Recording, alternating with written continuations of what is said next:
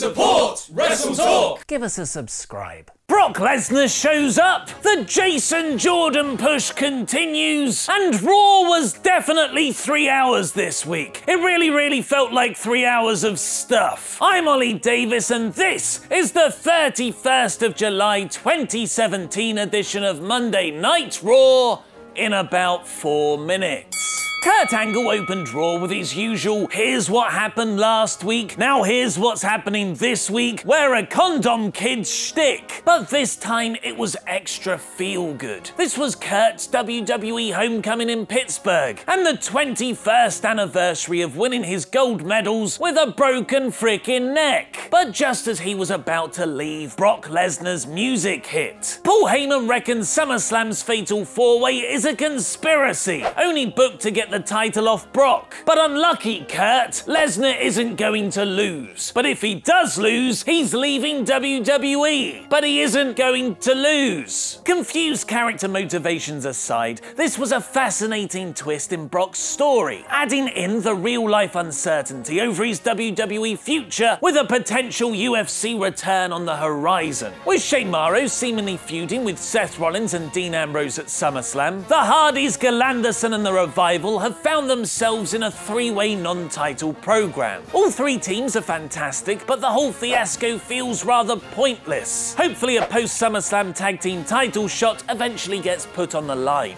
The main tag team feud, however, remains the best told story in WWE right now, with Ambrose still not trusting Seth. Angry with the situation, but most of all, himself, Rollins confronted Sheamus' juvenile bullying backstage and challenged one of them to a match. Sheamus awesomely stepped forward saying, "That'll be me then," coming across like a total badass heel, rather than WWE's preferred chicken S-word type. Seth later beat Sheamus in 5 minutes with WWE's preferred weak-ass finish, the roll-up. It was the ensuing angle that was important though. Ambrose ran in to save Rollins from a Sheamus beatdown, but got knocked out himself. Dean later said Seth wouldn't have done the same for him though, and accused Rollins of orchestrating the whole rundown. One notable aside, Seth has a slightly new entrance. The words "burn it down" screamed in the slight pause near the start of his theme music. It's thematically consistent, tying in with Seth's WrestleMania 33 torch entrance and the upcoming WWE 2K18 game, but it also does sound like someone just grabbed a mic and yelled it from ringside. Akira Tozawa got the pin for this Cruiserweight 6-man tag, which was built around his injured shoulder. The match finished just as it was getting good. This was Jason Jordan's first proper TV segment since he was unveiled as Kurt Angle's illegitimate son. Safe sex, kids. Miz is such a good talker though, he accidentally exposed Jordan's lack of charisma. Jason ended the segment by suplexing Miz into Bo Dallas and Curtis Axel, presumably starting an Intercontinental title feud between them. Bray Wyatt cut a promo live in the ring, not on the Titantron, but Finn Balor had some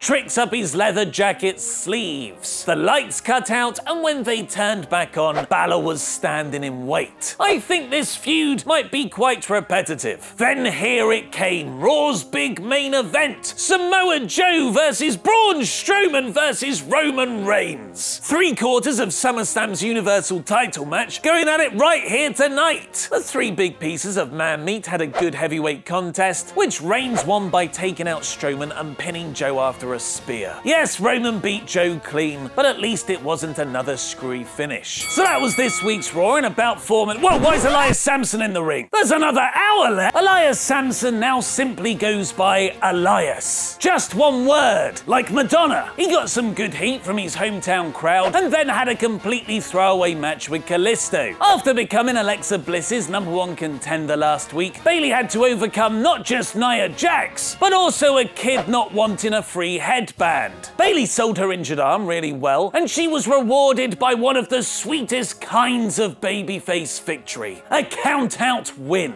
The actual main event ended up being yet another Big Show versus Big Cass encounter. Cass won via DQ, but then got knocked out by Big Show afterwards. So quite fittingly for Raw's third hour, nobody won. So that was this week's Raw in about 4 minutes. Here's the usual ratings recap from top to bottom in order: core, average, poor, and bore. I'll reveal my rating very shortly, but first vote in the poll above my head to give yours. I'll announce the results in tomorrow's WrestleTalk news. The first 2 hours made for a solidly average episode of Raw. Nothing amazing, but the three-way had a big-time feel, the opening Lesnar appearance was intriguing, and the Rollins-Ambrose storyline is still very good. But the whole third hour was nothing but inconsequential matches, filler, and replays. It was almost as though WWE were trying to get the USA Network to take them back to 2 hours. This week's Raw is poor. Want more reasons why Raw should go back to 2 hours? Luke and I talk just that in the brand new Wrestle Ramble. And what's the full story behind Lesnar's potential UFC return? Click the videos to the left to find out, press subscribe, and support WrestleTalk on Patreon. I've been Ollie Davis, and that